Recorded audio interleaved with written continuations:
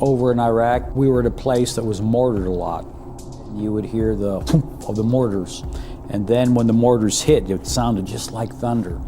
Well, after going through that for almost a year, then coming back home, the very first thunderstorm that we heard here, I thought I was back in Iraq. It was kind of like, I've heard that before, and are we being mortared? I wasn't outside the wire that much, so if I'm impacted by mortars that sound like thunder, I can't help but think how much more the men and women that are outside the wire going door to door, that are in convoys getting ambushed, how much more this is impacting them. The word PTSD that didn't actually come in until the early 1980s. Now the war in Vietnam had been over for 5 years and we were still struggling with what? We were looking at these young men, what in the heck are we dealing with here? Post-traumatic stress disorder, it became part of the Diagnostic and Statistical Manual for Mental Disorders in 1980. And that kind of put PTSD in the field of traumatology on the map. It was the first time it was ever acknowledged and published, in a format that led credibility to the field.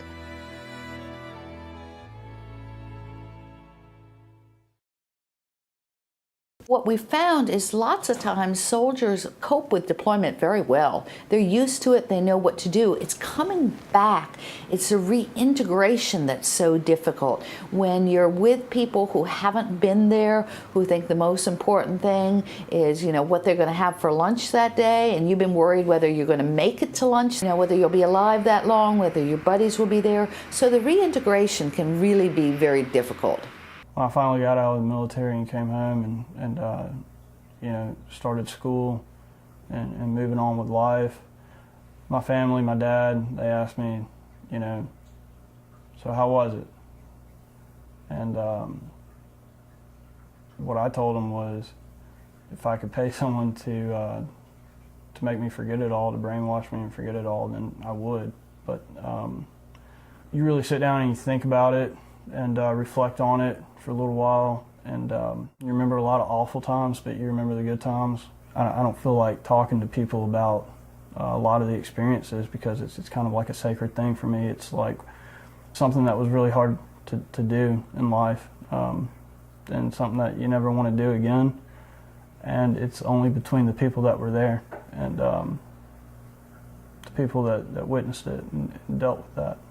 I had to go with him to the memorial for the Marines that had been killed in combat. And that was really hard to sit through. I seen him very upset, but I seen him more mad. And I know that it's because he felt like, why wasn't it him? And I know that he still feels like he wished he could just get back over there. And I know he's always gonna feel like that. I went off to war, and it's left a scar on me that I don't understand. And I need help to work through this. Because where I woke up one morning and my primary responsibility was to kill and destroy, now that's not what I'm supposed to do. Now I'm supposed to protect and nurture, and it's a whole entirely different ball game. But yet society expects us to go in war, kill, destroy, come back home, change clothes. Hey, it's like it never happened. No, it happened, and it's still happening internally. And until we learn how to deal with it, and it's hard to relate to someone who hasn't been there. Let's put it like this. If you don't have the t-shirt, a lot of us don't feel you don't have the credentials to talk to me. You can read all the books you want. You can have all the degrees. You can have all the names, all the letters behind your name, but you hadn't been there. You don't understand what I'm going through. You don't understand what it's like to actually look down a sight and pull the trigger to kill someone.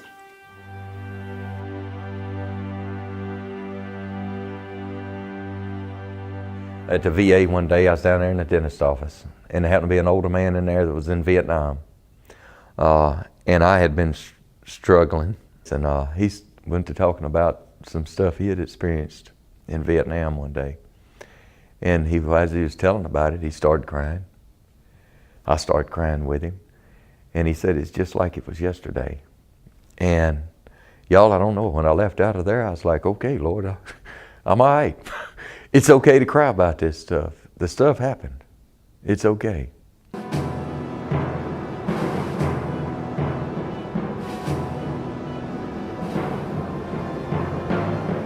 And I take students overseas to study wars where they happen. And that's a moving thing to stand on Omaha Beach and to see the cemetery above the beach and understand a little bit more viscerally what happened there. It dawned on me that I could combine the two. Take students to where war happened and take a veteran back to the place that veteran really wanted to go.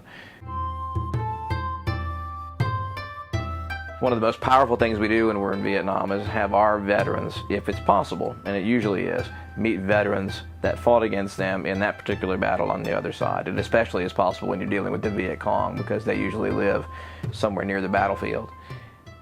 Most of the veterans that we bring back are a little worried about that to begin with, to meet the guys who were on the other side trying to kill them when they were trying to kill.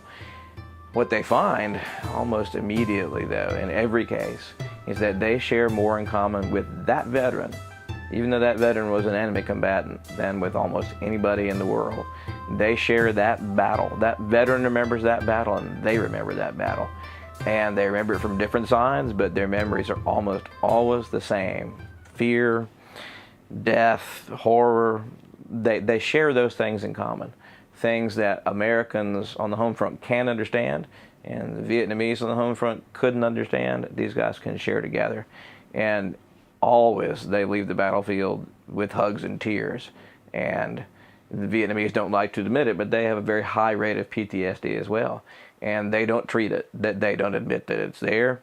And this is some of the only treatment their veterans are going to get, is meeting our veterans. And they uniformly tell them that they wish they had that same kind of treatment options in Vietnam that we have here. To talk about the invisible scars in my day, you just flat didn't do it. You was a man. You man up, you took it, and you went on. You know, the culture in the military, you don't get sick. If you go to sick call, what's going on? So if you don't get physically sick, how much harder is it to admit something going on mentally? If you're doing a 6-mile run and you're, cramping, they say, suck it up, drive on, soldier, and that's what you do. And you deal with it. And when you're training to go to combat and you don't get to tell the enemy, hey, hold on, man, I got a cramp, it's not like that. If you're having an emotional problem in combat, you don't have time for that. So I think the military's gotten really good about briefing soldiers on suicide and on PTSD.